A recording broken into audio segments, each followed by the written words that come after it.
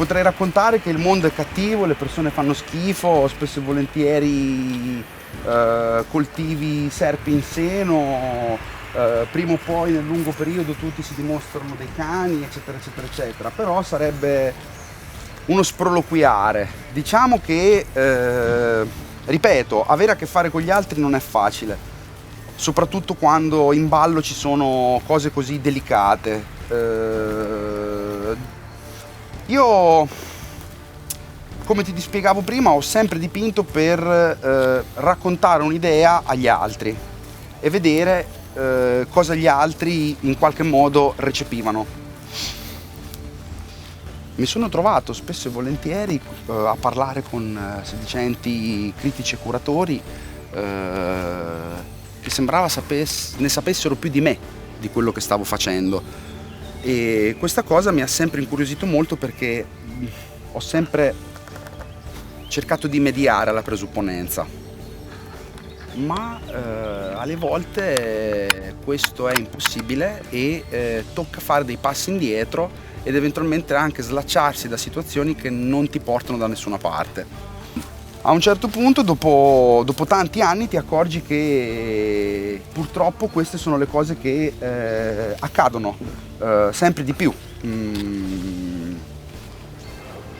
Chiedi informazioni, chiedi aiuto alle persone sbagliate, ti fidi di persone che non si meritavano assolutamente nulla, eccetera eccetera eccetera. Sostanzialmente è come un muro dal quale cominci a togliere un mattone per volta dal basso, magari in posizione centrale. I primi 20 mattoni non cambiano la forma del muro e non ne cambiano la stabilità.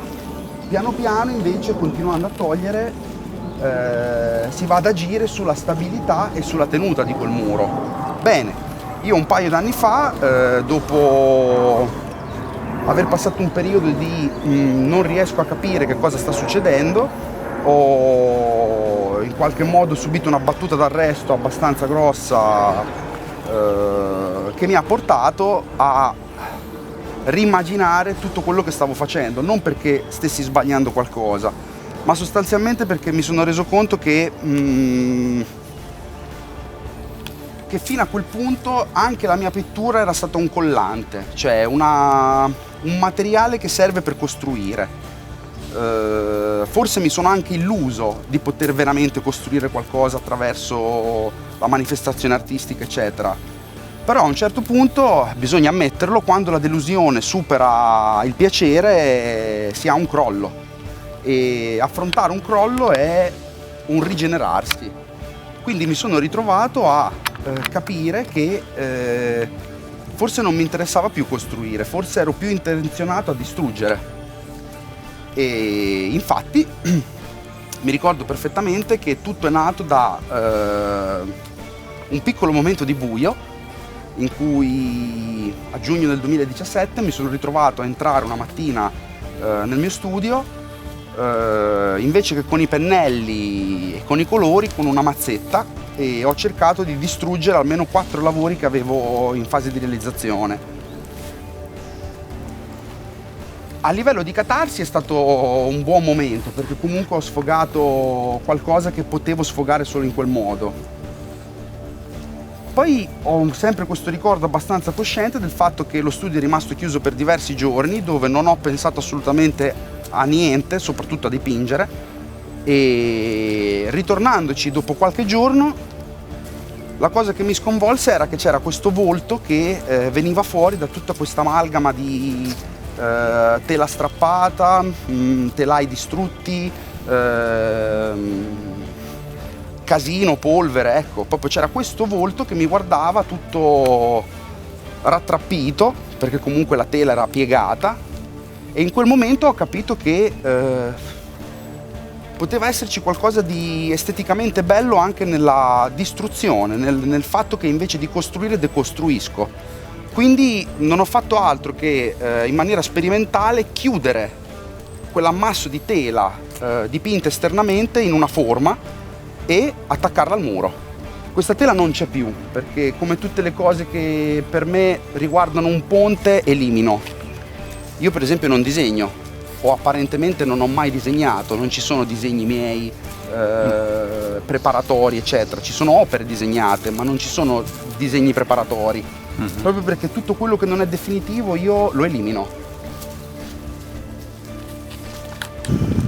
Allora, il fatto che spesso in molte mie opere, anche del passato, il volto sia nascosto, coperto o trasfigurato, non ha a che fare con una reale... non ha un'aderenza alla distruzione in sé, ha più un'aderenza al nascondere, al tenere nascosto agli altri qualcosa che non vogliamo dimostrare. Quindi, sebbene ci siano dei temi che mi stanno seguendo, anche se l'impianto è cambiato completamente, in me la distruzione non è una distruzione per sottolineare il fatto che tutto sta andando a rotoli. In me la distruzione è semplicemente la possibilità di affermare un nuovo tipo di visione legata anche e soprattutto non solo al soggetto ma al materiale di cui è costruito il soggetto, perché letteralmente a un certo punto mi sono proprio reso conto che il quadro tela su telaio è una forma base, è veramente una forma base. L'unico modo che si ha per magari creare un upgrade è togliere il quadro dal suo supporto e renderlo esso stesso supporto. Donare carne alla pittura, sostanzialmente. Non mi ricordo chi dei tantissimi geni pittorici disse che la pittura a olio era stata creata per rendere al meglio la carne e la pelle. Io appunto in questo atto di distruzione ho trovato che svincolare la tela dal telaio è un modo ulteriore di affermare l'esistenza dell'opera.